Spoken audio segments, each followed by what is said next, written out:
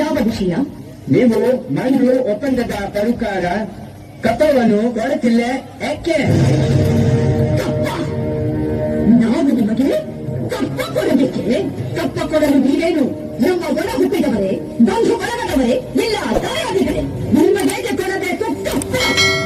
ಕಿತ್ತೂರು ನಿಮ್ಮಪ್ಪ ತಾತ ಮುತ್ತಾತಂದಿರು ಕಟ್ಟಿ ಬೆಳೆಸಿದ ಆಸ್ತಿ ಅಲ್ಲ, ಕನ್ನಡಿಗರ ಆಸ್ತಿ. ಹೀಗಿರುವಾಗ ನಿಮಗೆ ಕೊಡಬೇಕು ಕಪ್ಪ.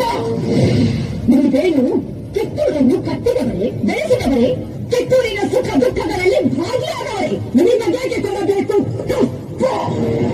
ಶತಮಾನಗಳಿಂದ ಸ್ವತಂತ್ರವಾಗಿ ಬದುಕುತ್ತಲಿರುವ ಈ ಕಿತ್ತೂರು ಯಾವ ಕಾರಣಕ್ಕೂ ಕಪ್ಪವನ್ನು ಕೊಡುವುದಿಲ್ಲ.